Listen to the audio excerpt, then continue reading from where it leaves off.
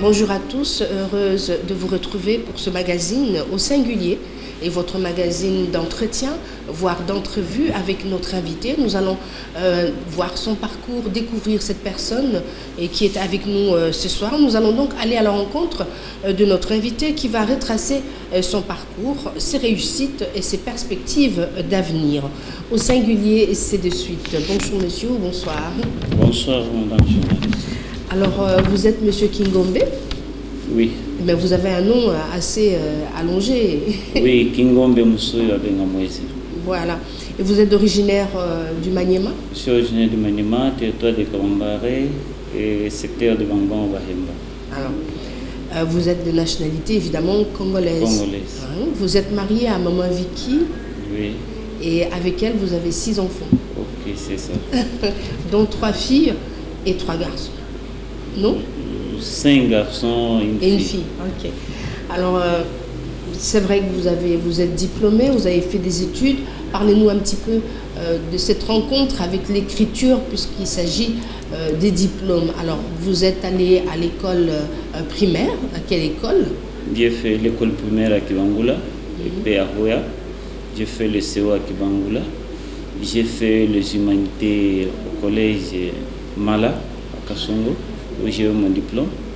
Mais durant les études secondaires, on faisait le pied de Kibangula à Kasongo 120 km. Pourquoi? Parce que les routes n'étaient pas praticables. Moi, ça m'est rongé. Quand est-ce qu'on va arranger les routes? Puis quand on posait des questions, non, des ingénieurs d'autres provinces ne veulent pas venir travailler ici. Moi, je me suis dit non, moi je dois faire le point chaussée. Comme ça, je viendrai travailler chez moi. Alors, vous êtes ingénieur de formation et vous avez un diplôme aussi en bâtiment. Oui. Alors, c'est vrai que ça vous a... On peut dire que c'est à partir de là que vous vous êtes dit, en tout cas, moi, je vais rentrer dans les infrastructures, je vais créer, je vais mettre ma main à la pâte pour que les gens puissent être à l'aise. Parce que, à quel âge vous aviez lorsque vous faisiez le pied comme ça, lorsque vous marchiez? C'était à 14 ans, quand j'ai mon brevet. Jusqu'à 17 ans pour avoir le diplôme. Chaque année, soit il fallait faire le pied, ou bien il fallait faire la pirogue sur le fleuve toute la journée. C'était rude, c'était difficile. Très, très difficile. Et beaucoup ont abandonné, ceux qui ne pouvaient pas résister. Donc vous avez tenu bon. Alors parlez-nous de votre rencontre avec votre métier. Comment est-ce que vous êtes entré dans cette profession? Oui, bon, quand je suis arrivé à Kinshasa, j'ai l'inscription à l'Institut de bâtiment et de travaux publics. J'ai fait la préparatoire, j'ai opté pour pont et chaussée, travaux publics. Bon, à notre époque, il y avait des professeurs expatriés, des Roumains, d'autres nationalités. Mais la façon dont on nous a formés, j'étais vraiment attiré par le métier. Et je me suis dit, moi je ne serai jamais engagé, je dois être entrepreneur. C'est ainsi que malgré les opportunités que j'ai eues, que j'ai passé le stage à l'OVDS, au trajet, au FIDA, ces gens voulaient m'engager, moi je ne voulais pas. Est-ce que vous vous retrouvez parmi les personnes qui avaient du talent? Oui, je dois être indépendant pour servir le pays. En devenant travailleur, je serais bloqué. Alors, vous avez combiné vos études en même temps, vous étiez déjà marié? Non, je me suis marié après les études. Je n'ai pas combiné. Je me suis marié en 1995, quand j'ai terminé mes études. D'accord. Alors, juste pour qu'on puisse comprendre, alors, vous avez rencontré votre métier, cette profession, vous vous êtes donné à fond. Qu'est-ce qui vous a le plus attiré dans ce travail-là? Parce que c'est un travail qui est difficile. C'est un travail difficile qui demande des sacrifices. Né à l'intérieur, je connais les difficultés de nos compatriotes. Ouais. Et quand j'ai essayé de sillonner le Congo, j'ai vu que les gens souffrent. Or, la solution devait venir des Congolais. C'est comme ça que je me suis donné la peine. Depuis que je suis ingénieur, j'ai sillonné tout le Congo avec le BSECO. Dans chaque province, au moins, il doit y avoir un ouvrage de mes mains. J'ai dirigé des travaux dans tout le Congo. Alors, j'ai toujours eu ce souci d'aller vivre avec ces gens qui souffrent pour élever leur niveau de vie, que ce soit la construction des écoles, des centres de santé, des hôpitaux, des ponts, dans des conditions très difficiles. Alors, je suis content quand je le fais avec ces gens-là, que de travailler en ville.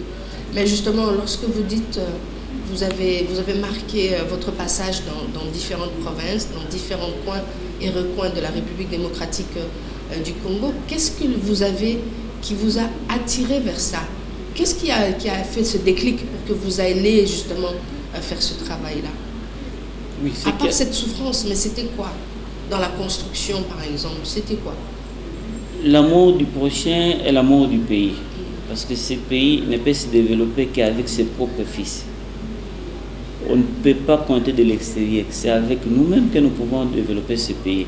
Et si chacun se donne cette volonté d'accepter. Parce que moi, j'ai vu de ses amis, malgré le salaire qu'on pouvait donner quand on propose à quelqu'un d'aller travailler à l'Est, par exemple, après la guerre, les gens n'acceptaient pas, ils craignaient.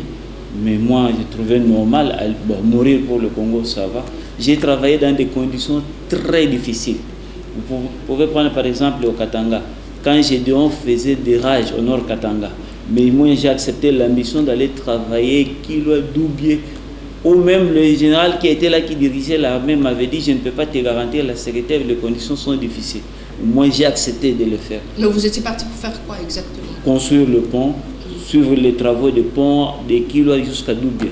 Et quand on a fini ce pont permet à l'armée d'atteindre Doubié, hôtel de siège des Gédéon, pour le déloger. Voilà. Donc c'était un travail qui vous a pris quand même du temps. Oui. Et lorsque vous étiez justement dans cet environnement, vous travaillez comment? Vous travaillez le soir, comme on dit, chinois, il faut passer à la main à Boutou, c'est comment? Bon, le soir c'est difficile parce qu'il n'y a pas de lumière, mais on commençait le travail de 6h à 18h. Sous stress. À tout moment, on pouvait être attaqué, mais on avait confiance à Dieu pour le protéger, parce que ce qu'on le faisait de bonne foi. Mais alors, comment est-ce que vous pouvez expliquer qu'aujourd'hui, on fait appel à l'extérieur pour pouvoir construire le pays, alors qu'il y a des ingénieurs comme vous, il y a des personnes qui connaissent mieux la terre, parce que c'est important de connaître où l'on est, et qui connaissent les difficultés de cette terre-là en tant que bâtisseur, on va dire, en constructeur. Bon, voilà, le problème du Congo, c'est le problème de notre classe politique. Ils font appel aux gens de l'extérieur parce qu'ils veulent des commissions cachées avec des gens de là. Parce que sincèrement, vous pouvez prendre l'expérience avec Matata, avec le projet de 500 écoles. Ils l'ont pas fait avec des gens de l'extérieur. Il y a des points. Par exemple, j'ai été l'ingénieur à pied d'œuvre dans la province de Maïndombe.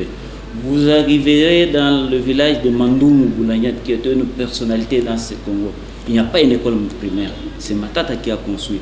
Alors, il a travaillé seulement avec le Congolais. Si vous arrivez à découvrir ce qu'on a réalisé avec le projet des écoles de centres de santé, vous savez, nous avons des talents, nous avons des hommes capables, nous sommes capables de tout faire. Mais ce qui nous manque, ce sont des moyens.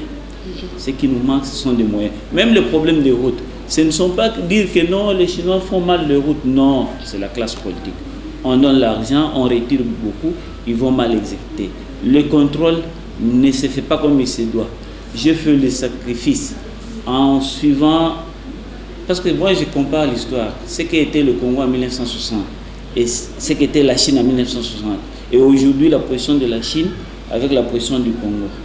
Je me suis donné la peine personnellement. Je suis allé en Chine, j'ai sillonné l'intérieur de Chine, voir ce qu'ils sont en train de faire. Le développement, on ne peut pas étendre l'émergence s'il n'y a pas le problème des transports. Route, c'est tout le moyen de transport, route, chemin de fer, voie navigable.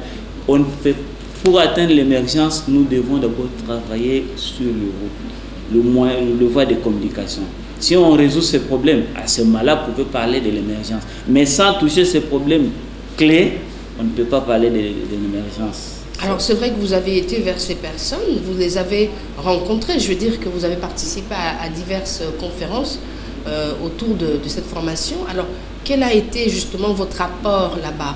Parce que vous avez rencontré des Chinois qui sont magnifiquement plus lotis que nous. Oui, parce que... Ces échanges, ça se passait comment? Les échanges, Parce que la façon dont on voyait les travaux des Chinois ici, les gens ont l'habitude de dire que les Chinois travaillent mal. Si vous comparez la façon dont ils travaillent ici et la façon dont ils travaillent par exemple en Angola, le prix au mètre carré des routes ici et en Angola, c'est très différent. Pourquoi? Parce que ceux qui sont derrière les hommes politiques, ils cherchent des commissions. Ces gens, pour faire le travail comme il se doit, on s'arrange. Pour le contrôle, il va envoyer son neveu qui ne connaît rien pour couvrir la situation. Or, quand vous arrivez chez eux, madame, si la Chine est devenue ce qu'elle est aujourd'hui, c'est parce que Mao avait inculqué une mentalité. Notre problème, c'est le problème de mentalité des hommes. Le président Kabila a reconnu, il a tout fait sauf la mentalité. Le grand dossier que le président Tshisekedi a, ce problème de mentalité, la conscience professionnelle. Si c'est là, quel que soit le prix à payer, il faut le faire. Parce que quand vous arrivez sur les Chinois, ils travaillent 24 heures sur 24 heures avec amour. Toute la Chine est reliée. Ils n'ont pas de richesse comme nous. Toutes les provinces sont reliées, mais au Congo, les provinces ne sont pas reliées. Comment vous pouvez compter pour le développement? Comment vous allez vous développer quand les provinces ne sont pas reliées? De 1940 à nos jours, toutes les institutions financières, Banque mondiale, FMI, ISAID, IDA, l'aide qu'on a donnée en Afrique, ça évalue à 240 milliards. Et quel pays africain qui s'est développé? Nul. Or, aujourd'hui, la Chine vient de mettre une enveloppe de 240 milliards, une cagnotte disponible pour aider l'Afrique avec le problème de la route de la soie, kilomètre zéro. C'est-à-dire, la Chine d'abord, elle est reliée, toutes les provinces sont reliées, et puis la Chine veut se faire relier avec le monde entier. Voilà une vision de développement. Ce qu'il faut avoir ici chez nous, ça n'existe pas. Alors, quand nous aurons cette option-là, de relier le Congo et puis le Congo avec l'extérieur, nous allons nous développer. Okay. Avec cet argent que la Chine, le premier bénéficiaire, on peut prendre le Nigeria. Ils ont déjà des métros. C'est de l'argent qu'on donne, on vous donne l'argent. La Chine, c'est la puissance capable de donner l'argent, la technologie et les hommes. 40% des serviteurs, des techniciens chinois, 60 main-d'œuvre congolaises pour le transport de technologies et on évolue. Ce que l'Europe ne peut pas faire, ce que les États-Unis ne peuvent pas faire. Mais justement, cet échange, lorsque vous avez été, vous avez ramené des idées, mais vous avez commencé par ici. Je vois votre thèse, c'est un travail que vous avez fait. Ça, c'est un travail que j'ai fait il y a longtemps, en 1996, concernant le transport en République démocratique du Congo. On a toujours crié le développement. Il ne peut pas y avoir de développement sans transport. Sans transport, il n'y a pas de développement. Alors, qu'est-ce que l'on peut décrier ici dans la ville de Kinshasa?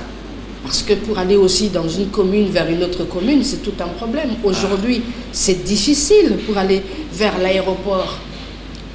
Oh, à Kinshasa, si tu ne peux pas quitter Bumbu pour aller à Makala, comment vous direz que quelqu'un va quitter Maïndombe vers l'Équateur? Là, c'est plus pire encore. Alors, ce qui s'est fait ici, ce n'est que le reflet de la réalité à l'intérieur. Or, c'est le problème qu'il faut résoudre. Madame, je vous dis, il y a des investisseurs qui étaient venus pour acheter Sinat. Si aujourd'hui, l'idée qu'ils ont de construire les routes en béton dure, est-ce que le gouvernement a son usine? Non. Ah non. Voilà. Or, Sinat, il faut investir. Quand nous aurons notre propre usine de ciment qui produit des milliers de sacs par jour, on peut bétonner autant de routes. Mais les routes en étage qu'on construit, ça doit être en béton. Le colonne, tout ça, ça doit se faire en béton. Mais avec quel ciment? Avec le ciment qu'on achète? Non. Il faut construire des usines de ciment du gouvernement partout, produire. C'est comme ça qu'on va développer ces pays. Le travail qu'il faut faire, c'est les hommes. Si vous mettez quelqu'un en place et il n'arrive pas à donner un bon rendement, après 6 mois, il faut le remercier. C'est cette rigueur-là qu'il faut, que ce soit envers le ministre, envers le gouverneur, envers le conseiller. C'est cette rigueur-là. Parce que nous, quand on travaille avec Matata, quand on t'envoie à mission, on dit que tu dois remettre ton rapport tel jour à 15h, dépasser 15h, tu viens à 15h10, on prend le rapport, on te renvoie. C'est la rigueur. Cet homme-là, il faut l'apprécier, il faut le copier. C'est la rigueur qui nous manque. Nous avons été avec le président qui disait on ne peut pas servir le pays en étant seulement ministre. Voilà ce que moi j'ai retenu de l'entretien que j'ai avec Tshisekedi. Tshisekedi père. On ne peut pas servir le pays seulement en étant ministre. Tout le monde ne peut pas être ministre dans ce pays. Tout le monde ne peut pas être PDG dans ce pays. Chacun dans son coin doit aider le pays. Et le pays doit la paix à la nation. Alors c'est à ces idées-là que j'ai développé. Comment je peux aider mon pays? Payer les transports avec l'aide de l'église de Loba pour aller chercher, découvrir l'extérieur, et de l'extérieur, qu'est-ce qu'on peut amener? Nos hommes politiques, quand ils voient les routes des amis, ils voient leurs infrastructures. Oui. Les aéroports, les routes, ils voient ça. Mais quand ils arrivent ici, qu'est-ce qu'ils font? Ils laissent tomber. C'est ça la médiocrité. C'est ça la médiocrité. Or, quand vous allez quelque part, vous découvrez quelque chose, vous devez amener ça chez vous. Qu'est-ce qu'il faut faire appel aux hommes intègres, aux techniciens dignes, des gens qui maîtrisent. Mais ici, nos politiciens, ils se font entourer des gens de famille pour bouffer l'argent.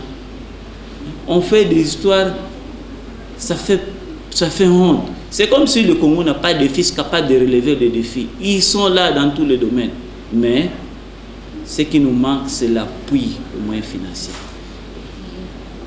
Donc ces moyens financiers, ça vient toujours de l'extérieur. On dirait qu'il n'y a rien ici. La conjoncture actuelle, on n'a rien. Et la grande puissance, la plus grande puissance qu'on peut parler pour le moment, c'est la Chine. La Chine a mis l'argent. C'est-à-dire que nous devons aller vers la Chine. Avec des projets. Avec des projets. Avec des projets concrets, et ils vont financer.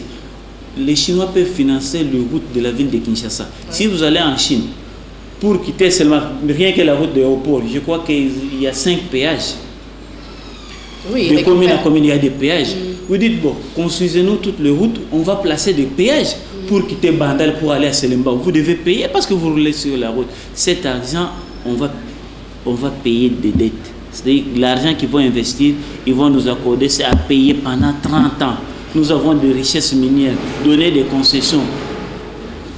Le Congo doit être praticable, c'est-à-dire relier toutes les provinces. Mais avec nos richesses, les Chinois peuvent nous aider. Ils ont l'argent en espèces. Nous, comme on n'a pas l'argent, on donne des richesses et vont nous construire des routes, des aéroports. Et on va se développer. À partir de ça, on aura l'idée de l'émergence. Mais vous ne pensez pas que lorsque quelqu'un donne ses idées, il commence quelque part et puis il s'arrête parce qu'il n'y a personne qui veut relayer cette même position? On a parlé du contrat léonais, on a parlé de tout ça. Ça a freiné un petit peu le développement de la République démocratique du Congo. Quelle est votre vision justement par rapport à ça? Ma vision par rapport à ça, c'est un problème de la classe politique et aussi notre Assemblée. Nous n'avons pas une politique à long terme. Le ministère des Plans ne fait pas tellement son travail. C'est-à-dire quand quelqu'un arrive au pouvoir, il est au ministère du Plan, il travaille pour aujourd'hui et demain, il va quitter.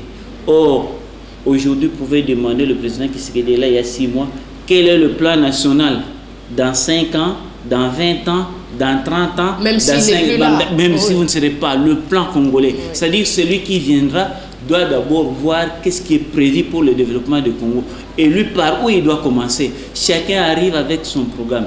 Même dans le ministre doit trouver un plan dans son ministère. Mais ils arrivent à l'évêque, ils créent une porte, ils se réveillent le matin et vous disent on doit acheter les avions aujourd'hui qui n'était pas prévu, on va faire tel autre qui n'était pas. Or, nous devons avoir un plan pour chaque province, pour chaque territoire. Dans 5 ans, on doit faire ça. Dans 10 ans, on va faire. À ce moment-là, vous saurez que dans 50 ans, quel niveau que nous allons atteindre. Mais on parle de l'émergence dans 2030. Est-ce qu'ils peuvent nous détailler ce qu'on va faire pour atteindre l'émergence? Il reste combien d'années pour atteindre cette émergence-là? Ah, voilà. Mais alors, est-ce que le pays tout en entièreté, par exemple, est-ce que c'est à 0 ou bien c'est à 1, 2? À quel niveau est le pays, par exemple, lorsque vous parlez des constructions des routes? C'est qu'on n'a rien fait à part le pont Maréchal. Et avec tout le pays que j'ai visité, je ne sais pas que nous pouvons dire que nous sommes au point 0. Hein. Nous sommes en deçà. Je peux nous dire que nous sommes même à moins 10. On n'a même pas atteint 0. Parce qu'il y a du travail à faire à atteindre le point de 0 et à décoller. Or, pour atteindre le point 0 et décoller, il faut beaucoup de sacrifices. C'est-à-dire que le gouvernement doit investir dans les hommes. Oui, madame, c'est regrettable. Des gens qui terminent, le gouvernement ne donne pas de bourse. Tous ces candidats présents, quand ils arrivent au pays, quand ils arrivent au pouvoir, il doit débaucher quelqu'un qui a son diplôme pour travailler avec lui. Or, le parti devrait avoir des gens déjà qui supportent de l'école primaire, secondaire, université. Des gens doivent avoir la bourse du gouvernement. Nous avons étudié avec le bourse. Donc c'est ça, créer l'élite pour que l'on... Créer l'élite. Mais un ennemi, ils sont en train de détruire l'élite congolaise pour faire appel à la main-d'œuvre extérieure. Oui. Ce qui est drôle. Or, on ne va pas développer ce pays avec l'extérieur. C'est à nous-mêmes. Nous devons accepter notre souffrance, surmonter. Si on accepte la souffrance et on la surmonte, ça va nous produire la richesse et le bonheur. L'élite, combien d'universités à qui il faut donner des bourses pour aller se perfectionner? Parce que pour le moment, il n'y a pas de laboratoire. Aujourd'hui, si on parle des jeunes qui terminent maintenant à l'IBTP, ils terminent dans des conditions très difficiles. Nous, à notre époque, on avait terminé à 11 en point chaussée, on avait commencé combien? Bien formés. Mais aujourd'hui, vous trouvez 300 candidats. Quel laboratoire? Ils passent leur stage où? Dans quelles conditions? Mais justement, ce n'est pas parce que Mobutu avait fermé cet institut qu'il y a eu quand même des petites difficultés rencontrées par les étudiants qui finalement sont partis plus à l'Académie de Beaux-Arts, d'autres juste devenir, je ne sais pas, des décorateurs au lieu d'aller plus à fond dans les bâtiments. Oui, Mobutu était mal conseillé quand il a fermé l'IBTP. Ce n'est pas seulement l'IBTP, Mobutu a négligé l'enseignement. Parce qu'à l'époque où Kengo disait que l'enseignement était le 5e roue, même pas 5e pneu. C'est-à-dire l'enseignement était inutile. En négligeant l'enseignement et en négligeant l'enseignant, voilà où nous sommes, le résultat. On a abandonné complètement ces pays. Il faut refaire toutes nos universités, les conditions actuelles. L'ISA a été construit pour combien d'étudiants? Même le campus. Vous allez dans la faculté de Polytech. C'était prévu pour combien d'étudiants? Maintenant, il y a combien d'étudiants? On a construit combien de bâtiments? On a créé combien d'universités au Congo? Or, ailleurs, vous trouvez, dans chaque province, il y a des universités. Et quand on envoie des bourses ici pour envoyer des gens, ils envoient des gens qui ne méritent pas. Et quand ils rentrent, ils deviennent des licenciés seulement en drogue, au lieu de devenir licenciés, avoir une maîtrise dans des domaines pour aider le pays. Il va là-bas, il se lance dans des drogues, il rentre au pays, le pays ne gagne rien. La méritocratie.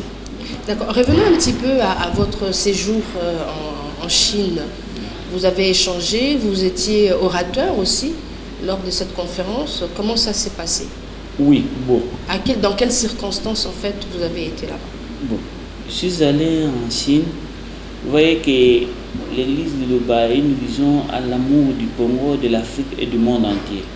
Et là où nous pouvons copier de bonnes choses pour le développement, c'est en Chine. Pour le moment, ce n'est pas en Europe, ce n'est pas aux États-Unis. Alors, avec ce que l'Église de Loba a fait pour aider le pays, nous sommes arrivés en Chine avec l'idée de la route de soi que le président... C'est une idée de Mao. Oui, c'est une idée de Mao. Qui date, ça fait des années. À des années. Maintenant, on est en train de mettre... Ils ont terminé chez eux d'abord à l'intérieur. Maintenant, ils vont sortir à l'extérieur, kilomètre zéro. Alors, avec cette idée, l'Église Loba, avec le prophète Kondi, on a dit que nous devons aider les Congolais et les Africains. Comment on va le faire? On a créé une maison, African Town. Cette maison, justement pour canaliser les énergies, les investisseurs. Parce que le développement, ça doit être privé-public. Privé-public, quand vous combinez, vous allez bien évoluer. Si aujourd'hui l'économie du Congo tient, c'est avec ses mamans, ses papas qui se débrouillent. En dehors de ça, le gouvernement est nul, ne peut pas produire rien. Alors pour canaliser ces gens-là, on a créé cette maison dont nous avons une représentation en Guangzhou. Et c'est au cours de l'inauguration, on a invité les consuls qui sont en Guangzhou, on a invité les hommes d'affaires qui étaient là, la salle était archi-grande et on a présenté la vision. C'est-à-dire les investissements africains en Chine devraient passer par cette maison et de la Chine vers l'Afrique aussi par cette maison. Comme ça, l'argent que la Chine disponibilise, nous devons bénéficier de cet argent. Pour le moment, il n'y a que le Nigeria qui a 12 milliards. Ils ont fait des métros. Il y a l'Éthiopie, parce que le consul d'Éthiopie... Donc au Nigeria, il y a déjà des métros, des sous-sols. Wow. Et en Éthiopie, le consul de l'Éthiopie a a exposé pendant 45 minutes les réalisations chinoises en Chine. Les repos, les routes, les métros légers, ce qu'ils sont en train de faire. Mais au Kenya, où ils ont compris l'importance de la Chine, on apprend le mandarin. Déjà, Oui, ah bon? D'ici 2020, ça sera opérationnel. Une langue, Oui. Alors, ces gens-là sont prêts à venir en Afrique. Mais le problème, c'est quoi? C'est nous. Comment on va les accueillir? On va laisser ces gens travailler. Au lieu d'aller avec l'esprit de pot de vin, demander ces gens, et ils ont l'esprit de gagnant-gagnant. Ils sont prêts à venir en Afrique. Ils ont besoin de la sécurité. Un individu ne peut pas assurer la sécurité. Nous-mêmes, les Congolais, nous avons besoin de la sécurité. Les étrangers, quand ils apprennent à Ituri, on a tué. Est-ce que vous pouvez donner à quelqu'un le projet d'aller faire à Ituri? Non. Le gouvernement est incapable. Qu'est-ce qu'on va faire à Ituri? Oh, il faut sécuriser tout le Congo. Ces gens sont prêts à venir. J'ai expliqué le besoin. Nous avons des besoins énormes. Et ces gens sont prêts à venir. Et nous sommes en contact très avancé avec les conseillers, le président Tshisekedi. On a exposé le problème. Ils ont compris l'importance. Mais ces gens doivent venir, il faut assurer leur sécurité. C'est ça, parce que le développement, ce n'est pas de l'intérieur de Kinshasa vers l'extérieur, c'est plutôt de l'extérieur vers l'intérieur. C'est comme ça que ça va se faire, mais avec leur aide. C'est de l'argent disponible. Mais comment bénéficier de cet argent? C'est là où les têtes doivent fonctionner. Des projets de port de Banana, des grands projets, les aéroports de la République. Parce qu'il faut le transport aérien, c'est très rapide. Faire revivre l'Onatra avec des bateaux, des canons. Il faut les construire aussi. Il faut reconstruire. Ces avions. Mais les avions, est-ce que nous avons des pilotes? Est-ce que le gouvernement envoie des gens en formation des pilotes? Voilà le problème que nous avons. Investir dans les zones. Ils vont venir, on va construire des aéroports. Ils peuvent vous donner des avions. Qui vont piloter? Et combien de Congolais qui ont des bourses pour aller apprendre à piloter? Combien de Congolais qui ont appris pour aller conduire des... En Chine, ce sont des Chinois eux-mêmes qui conduisent les métros. C'est eux-mêmes qui font... Parce que Mao a investi dans la mentalité des gens.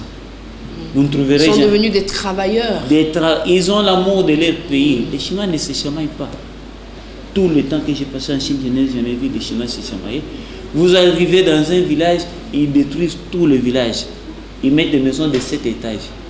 Tout le village. Mais ici, ça va commencer quand? Mais on a des... Le social. On a des comment vous dites? Pas des HLM, on a l'INSS. Ce sont des maisons, etc., où l'on donne aux personnes... On n'a rien, c'est une honte. L'eau seulement, on est incapable de donner. Le courant est incapable de donner. Comment on va donner des maisons? Or, et quand ils font ça, et le courant et l'eau au même moment. Le terme coupure de l'estage, ça n'existe pas. J'ai fait une expérience. J'ai laissé une radio dans ma chambre en Chine. J'ai acheté une radio le 2 janvier. Parce que je suis arrivé en Chine le 1er janvier 2019. Cette radio, j'ai fait un mois, je suis rentré, je suis reparti. J'ai trouvé la radio en train de chanter. Ici, est-ce que tu peux laisser une radio à la maison toute une journée, tu trouves cette radio en forme? Délestage, coupure de courant. Le courant. Oh, nous avons le plus grand barrage qui peut servir tout le Congo. Mais pourquoi on ne développe pas ça? Pourquoi ça a traîné depuis qu'il existe jusqu'à aujourd'hui? Justement, en parlant de ce port, d'aucuns ont parlé, les Né-Congo ne veulent pas de ce pont-là, qu'on ne va pas bénéficier. Alors, on bénéficie de quoi lorsque l'on construit un pont pour relier à un autre pays? Qui part gagnant et qui part perdant? Peut-être que la population n'a pas saisi l'importance de ce pont-là. Non. On parle de connexion sous-régionale, c'est bien. Moi, je crois qu'avant qu'on pose la première pierre pour le pont Brazza-Kinshasa, il fallait aussi commencer directement avec le port. Parce que le port de Matadi, c'est un port de transit. On n'a pas de port. Le Congo n'a pas de port. Okay. On doit construire le port de Banana qui sera notre port. Le port de Matadi, c'est un port de transit. Le moment où on démarre les travaux de Banana, on démarre Brazza. Si on commence par Brazzaville, en négligeant Banana, moi je crois que c'est une fausse affaire. C'est un faux calcul à servir seulement les autres. Donc vous êtes d'accord avec ceux qui disent qu'on ne va rien bénéficier? On ne va pas bénéficier. Là, on va travailler pour Brazzaville. On va le faire dans pour l'interconnexion sous-régionale, mais nous devons commencer d'abord par notre port où les études sont terminées. Ok. Mais alors, lorsqu'il y a un port qui est mis en valeur, alors qu'est-ce qui fait rentrer justement les recettes dans ce pays? Parce que nous ne produisons rien. Donc, c'est-à-dire que quelque part, ce port, c'est des entrées et non des sorties. Non. Le port, il y aura des entrées et des sorties. Parce que si nous développons, Madame, je vais vous informer, la Chine est en train de délocaliser toutes les usines où les travailleurs ont moins de... Leur SMIC, c'est 600. Les grandes usines où le salaire est moins de 600 doivent être délocalisées vers l'Afrique. Ah bon? Et si nous donnons les meilleures conditions, avec toutes les richesses qu'on a, s'ils délocalisent ces usines vers l'Afrique, parce qu'ici, les salaires, le SMIC, ce n'est même pas 100. Et quand ils viennent avec le SMIC, même de 500, vous voyez ce que nous allons gagner. Il faut créer des conditions. Or, on aura besoin de ce port pour amener des matériaux lourds pour la construction des usines. Nous sommes le premier producteur de cobalt. On doit monter l'usine de batteries à Kolwezi, en RDC. Or, j'ai des investisseurs qui veulent monter les usines de motos ici. Ils doivent le faire haut. Le problème d'arriver à Banana, prendre encore des petits bateaux jusqu'à Matadi, ça pose problème. Ce port va produire. C'est très capital. On va produire. Il y aura de l'exportation et de l'importation. Ok. Alors, c'est vrai, on tend vers la fin de cet entretien. Est-ce qu'il y a un point qui vous intéresse pour que nous puissions aborder cela pour clôturer notre entrevue d'aujourd'hui? Oui, mon cri d'alarme, c'est le problème. Le gouvernement actuel, il faut voir, de 60 jusqu'à 2018, je crois, on a fait quelque chose, pas tout à fait. On n'a même pas fait 5%, s'il faut côté. De tout ce qu'on a fait de l'indépendance en un jour, on n'a pas fait 5%. Mais c'est loin, hein, si vous dites ça, de 60 jusqu'à aujourd'hui, on n'a rien fait, même pas 5%. 5% de ce qu'on c'est décevant alors. Hein? C'est décevant. On ne doit pas se voiler de face. C'est vraiment décevant. Il faut investir dans les zones. Vous voyez que si les gens n'arrivent pas à construire, pourquoi? Le ciment coûte cher. Ouais. Le ciment coûte cher. Le ciment qui vient de la Chine, c'est moins cher à Kinshasa par rapport au ciment produit à Lukala. Mais pourquoi ils ne peuvent pas résoudre ce problème? Que le ciment de Lukala doit être moins cher que le ciment de la Chine. Quand on va arriver à produire le ciment de Lukala à $3, moi je crois que tout le monde va se donner la peine d'améliorer. Les choses vont changer. Le gouvernement doit mettre, le gouvernement qu'on va former doit être dévertébré pour écouter et trouver des solutions et faire un plan du pays pour 5, 10, 30 ans et non de continuer dans la médiocrité de se dire qu'après 5 ans nous allons partir. Alors justement, vous parlez du gouvernement, c'est un cri d'alarme que vous lancez, mais dans la composition de ce gouvernement, il y a le profil. Mais qu'est-ce qui intéresse aujourd'hui dans le développement? Quels sont les ministères peut-être que l'on devrait mettre plus en valeur, que l'on devrait donner un plan à contenir pour arriver justement à ce développement que nous souhaitons? Pour notre pays, tout le ministère doit avoir des hommes capables pour booster, que ce soit l'agriculture, la santé. Nous sommes en retard en tout. Il faut avoir des hommes capables. Le politicien, quand ils veulent eux-mêmes occuper des postes et lui-même n'a pas le niveau requis, c'est ce qui nous crée des problèmes. Là, le président doit s'imposer. On doit donner des techniciens, des gens capables d'écouter les conseillers et des vrais conseillers. Mais quand ils mettent des politiciens pour prendre seulement les alimentaires de leur parti politique pour gagner l'argent parce que le parti a gagné les sièges, là, ce n'est pas aimer le Mais lorsque l'on parle de quotas, c'est peut-être ça qui fausse un petit peu la donne. Est-ce que dans ces partis, justement, on trouve des personnes qui sont qualifiées pour assumer tel ministère dont ils veulent avoir la main? Ah, c'est ça le vrai problème au Congo. Ils ont des partis politiques, ils n'ont pas des hommes pour animer. À défaut des hommes qu'il faut animer, on prend n'importe qui, on le place et le pays ne va pas tourner. Parce qu'ils n'ont pas investi dans les hommes. On vous donne le ministère de la Santé et dans le parti politique, aucun médecin. Et vous trouverez à la tête du ministère de Santé, on va mettre un agronome parce qu'on a donné ce ministère à tel parti politique. Non, ça c'est la médiocrité. C'est ce qu'il faut changer pour décoller. Il faut des hommes. Matata, quand il a fait la première phase avec des techniciens, ça marchait. Mais la deuxième phase avec des politiciens, où sommes-nous? Les politiciens veulent être là, mais ils ne sont pas capables de faire quelque chose. dans le parti politique, ils doivent chercher des techniciens. Alors, qu'est-ce qui n'a pas marché justement avec Matata?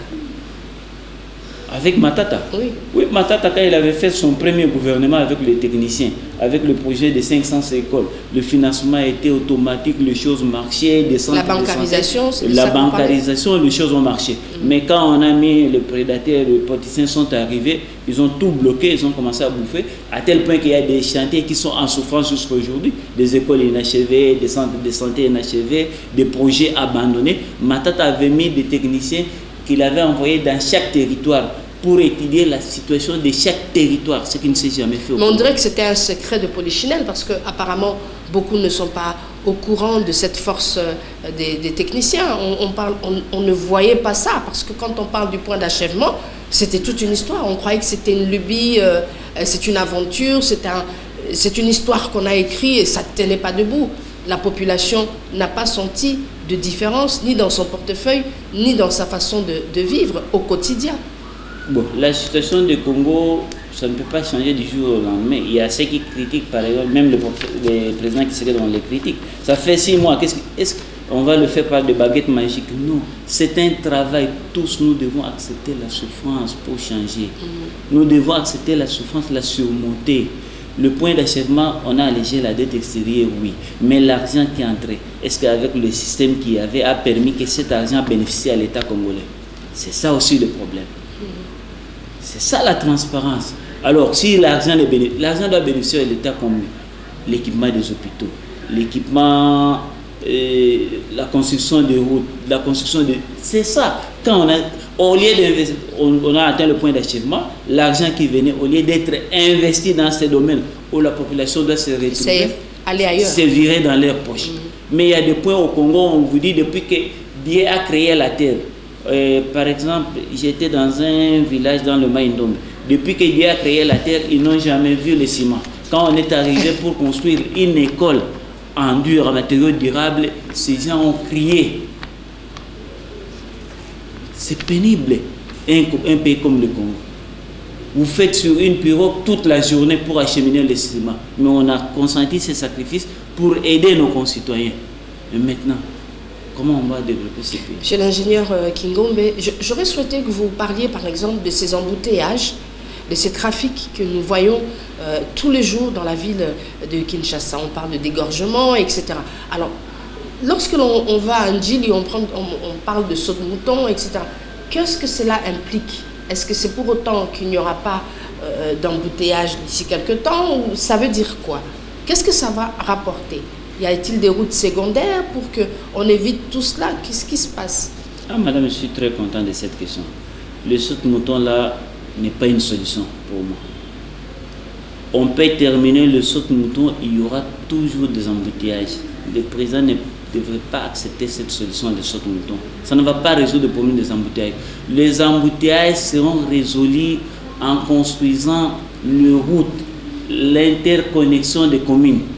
L'aéroport de Ndjili n'a qu'une seule route, le boulevard. Oh, il faut créer par exemple de Mitende jusqu'à Ndjili, une route. Prendre une route le long du fleuve jusqu'à l'aéroport. Voilà résoudre le problème. Connecter, délimiter jusqu'à Selemba, passant par Fikin.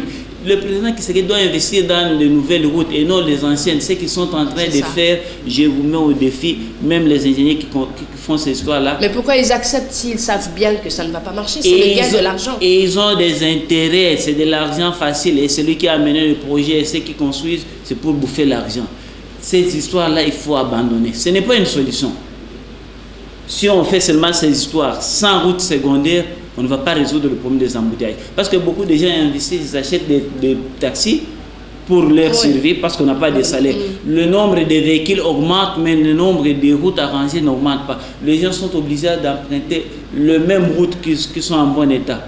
Et ça doit créer toujours des embouteillages. Et la mentalité des chauffeurs et des roulages. Là, le président, on doit investir. Ici, au Congo, on n'a pas de roulage. C'est regrettable.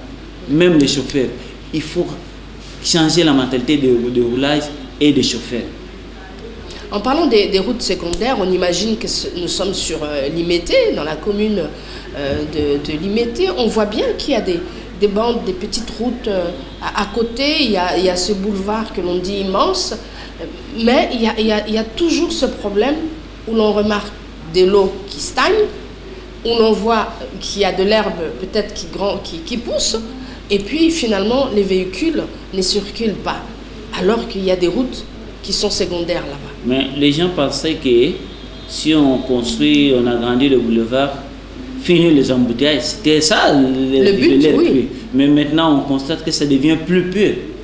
Pourquoi? Parce que les routes secondaires là, le petit boulevard qui existait, c'est-à-dire quand on construit une route, je suis technicien des ponts et des routes, c'est-à-dire le trafic, le nombre de véhicules par jour. Ils doivent savoir ça, oui. Qui vont passer. Oh, ici, les véhicules, il y en a beaucoup. Les arrêts de stationnement, pour le moment, pour résoudre, nous devons créer des routes secondaires, l'interconnexion. Il faut passer par des routes en étage. Parce que les gens qui roulent, qui ont des arrêts, ils vont s'arrêter. Ceux qui vont loin, par exemple, vous allez à l'aéroport. Si vous avez une route en étage, c'est tout droit. Vous allez seulement à l'arrêt à l'aéroport. Il faut investir dans le domaine de construction. Est-ce que notre sous-sol est à même de supporter beaucoup? Ça peut supporter plus. Nous avons un sol plus meilleur que quand j'étais dans des provinces à l'intérieur de Chine. Vous voyez que nous avons des avantages. Nous avons des avantages pour construire des routes de 3-4 étages. Mais ce qui manque sont des moyens. Mais appelez ceux qui ont des moyens pour nous aider à le faire. Alors, on voit l'échangeur là. C'est bloqué. Vous voyez l'échangeur? L'échangeur délimité. Délimité. Oui. Alors, à quoi ça servait? Si ce n'est que tourner autour et puis rentrer, alors qu'on pouvait l'utiliser pour faire des routes en étage. Oui, c'est-à-dire les gens qui ont conçu ça à l'époque, leur vision était vraiment limitée. Vous ne pouvez pas concevoir cet échangeur de cette manière-là. Il faut modifier. Ça demande des travaux de modification pour désengorger cet endroit-là. C'était une erreur de conception. Et ils ont construit ça comme un monument où voilà, les gens ont un monument, c'est tout. On dit qu'on retrouve le même monument en Chine. Ça a cet aspect-là ou pas? Bon, pas tellement. Parce que là, vous roulez en bas, oui. Vous roulez au-dessus. Oui, mais ici, ça ne c'est pas comme ça. Et ici, ils l'ont fait avec la mentalité de l'époque là, de simples monuments. Donc on doit déplacer Lumumba un peu pour faire cette route. Hein. Allez, on est arrivé à la fin de notre entrevue aujourd'hui, Monsieur Kingombe. On a entendu votre cri d'alarme vers ceux qui ont un mot à dire et ceux qui doivent utiliser leur intelligence. Vous avez parlé du changement de mentalité, la prise de conscience des uns et des autres, et surtout de ceux qui auront à former ce nouveau gouvernement.